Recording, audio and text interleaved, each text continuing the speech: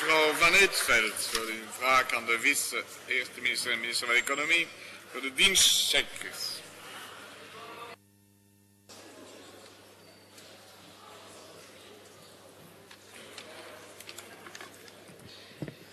Dank u wel, meneer de voorzitter. Meneer de minister. Meneer de minister, blijkbaar heeft u gisteren het licht gezien. U heeft namelijk de oplossing voor de loonkostproblematiek door het uitbreiden van de dienstenchecks naar de industriële sector. En u mag het mij niet kwalijk nemen, maar hier kan ik het toch niet goed volgen. En ik verklaar mij nader. Ik ben lid van de Commissie Sociale Zaken, waar ik het dossier van de dienstenchecks opvolg en waar ik ook al heel veel vragen over gesteld heb. En wat is het antwoord of de boodschap die ik stevast van uw collega, minister en partijgenoot mevrouw De Koning krijg? Dat het systeem veel te duur is, dat het overgesubsidieerd wordt door de overheid en dat het dus moet worden afgeremd. En daarom werd het aantal checks per gebruiker teruggebracht naar 500. Heeft men het bedrag van de dienstenchecks van €7,5 naar €8,5 gebracht en in sommige gevallen naar €9,5. En dit alles moest de begroting van 2013 in totaal 80 miljoen opleveren. En wat zien we dan nu? Uw idee werd heel snel door uw coalitiepartner van CD&V afgeschoten en bij name van meneer Verkamer, en ik citeer hem letterlijk: de uitbreiding van het dure systeem voor gesubsidieerde arbeid naar een bedrijfscontext roept veel vragen op en is een ondoordacht idee. Kijk, meneer de minister, wat is het nu? Op het ene moment is het stelsel te duur en wordt het beperkt en nog geen maand later zet u eigenlijk de deur open om het stelsel uit te breiden naar de industrie. Ik heb dan ook twee duidelijke vragen voor u. 1. Wat is het standpunt van de regering over een uitbreiding van de dienstenchecks naar de industriële sector? En ziet u dit als de oplossing voor de loonkostproblematiek? En delen al de collega's uit uw regering deze mening? En mijn tweede vraag is, hoe zit het nu eigenlijk met de belofte om het stelsel van de dienstenchecks snel over te dragen naar de gewesten? Want als ik u goed hoor en lees, wilt u het eigenlijk toch nog veranderen en dan zal het niet voor morgen zijn. Ik denk, en ik vraag het u, is het misschien toch niet verstandiger om in te zetten en werk te maken van die overheveling van het stelsel van de dienstenchecks in plaats van het nog verder uit te breiden? Ik kijk uit naar uw antwoord. Dank mevrouw, madame Fon.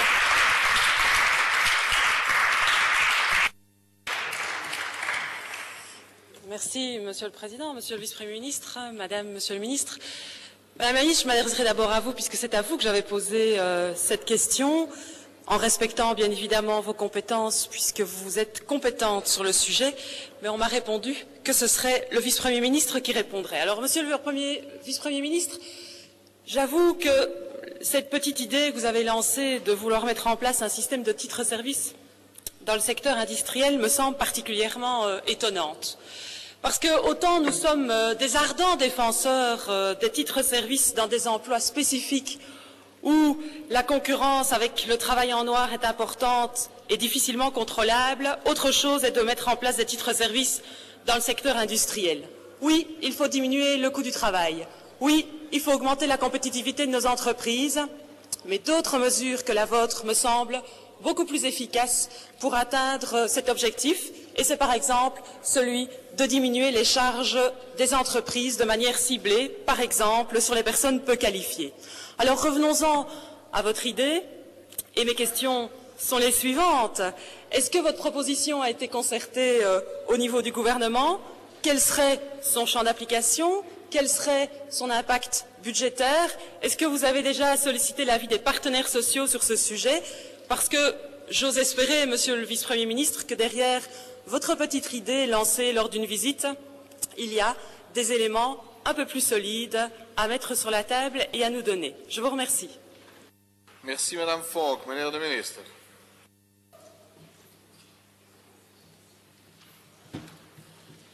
Dank u wel. Ik ben zeer blij dat ik die vragen krijg. Je suis très heureux que j'ai cette question. Ik heb ook met heel veel verbazing de tijd gelezen dat ik zou voorgesteld hebben om dienstenchecks voor de industrie te lanceren. Er zaten, toen ik dat besprak met het bedrijf zelf, zaten daar 6 journalisten. 1 journalist heeft dat geschreven. 1. De 5 anderen hebben dat niet geschreven. En hebben 's morgens gebeld om te zeggen, wanneer is dat gezegd? We hebben dat niet gehoord.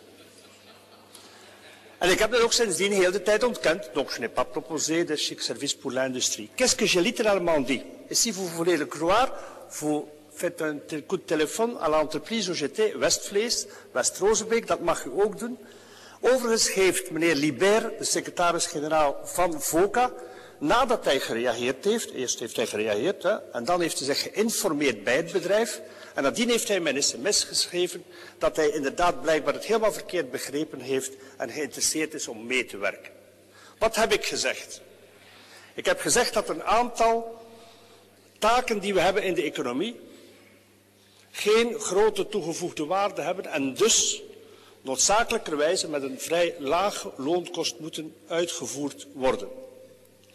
Voor de sector van de schoonmaak hebben we dat gedaan via dienstenchecks. En voor de industrie moeten we dus voor jobs, zoals u zegt, peu scolarisés, die met weinig geschoolde mensen kunnen gebeuren en die weinig loonkost kunnen opbrengen, moeten we de mogelijkheid hebben om die jobs toch in België te houden. Dat heb ik gezegd. En dat gaat niet via dienstencheck, dat kan gewoon niet. Dat betekent, zoals u het letterlijk hebt gezegd, gecibleerd, wat we reeds een jaar aan een stuk zeggen, gecibleerd op laaggeschoolde mensen die vanuit werkloosheid komen en die een aantal jobs die vrij laag geschoold zijn en waar je ook geen grote toegevoegde waarde kunt brengen, om dat toch te hebben. En waarom zijn we naar dat bedrijf geweest? Omdat in dat bedrijf, dat zeer specifiek de en déloyale Duitse concurrentie heeft. En daar gaan we later nog wel eens wat meer over kunnen zeggen, denk ik, want we hebben daar veel nieuwe gegevens gekregen. Omdat ze ons heel goed kunnen zeggen wat het probleem is, maar ook hoe de oplossingen zou kunnen uitzien van kost.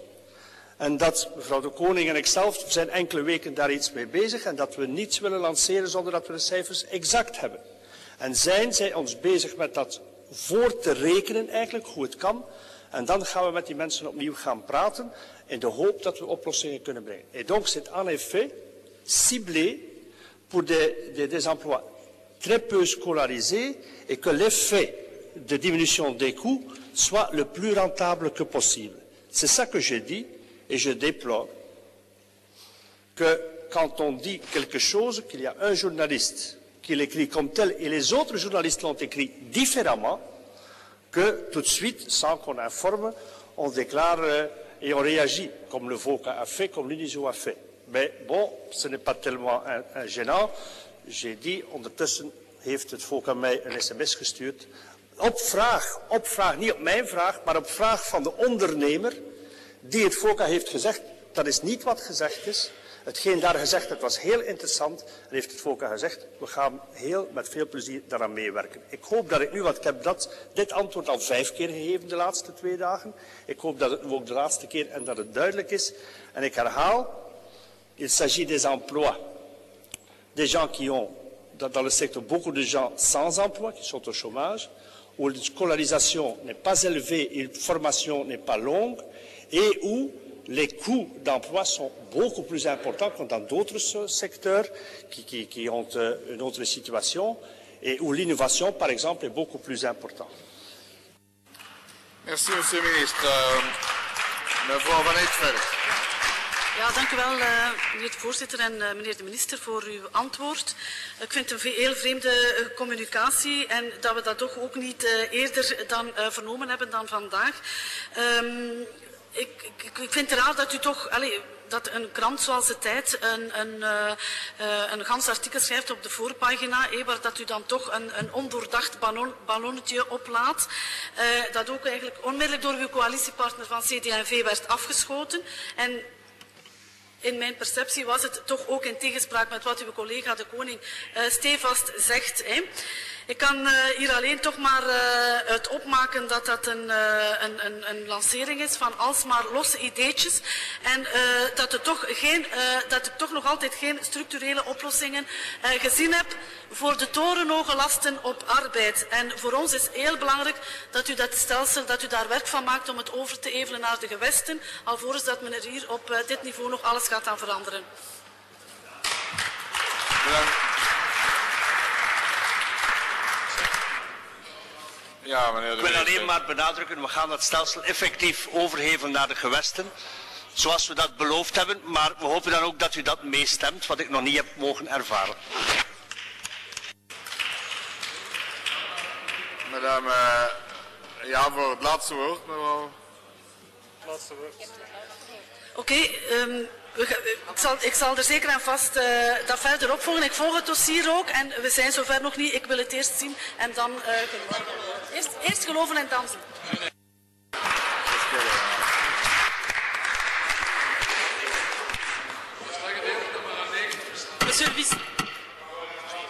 Monsieur le vice-premier, merci donc pour votre réponse. Je retiens que cette idée, c'est une idée qui fait pchit, puisque, et c'est tant mieux, c'était franchement pas un bon plan. Par contre, quand même, derrière le débat d'aujourd'hui, il y a un espoir et une demande forte. C'est évidemment que le gouvernement prenne des mesures ambitieuses pour améliorer la compétitivité de nos entreprises, diminuer le coût du travail, et cela passe notamment en travaillant de manière ciblée sur les personnes peu qualifiées, en réduisant le coût à charge des entreprises, mais ayons des balises qui soient alors des balises ambitieuses et des balises fortes, notamment que toutes les entreprises puissent en bénéficier et que les indépendants et les PME ne soient pas mis de côté, qu'il n'y ait pas de lourdeur administrative et surtout aussi qu'on songe sérieusement au statut que cela peut représenter pour l'ensemble des travailleurs. Je vous remercie. Voilà, merci bien, Madame Font.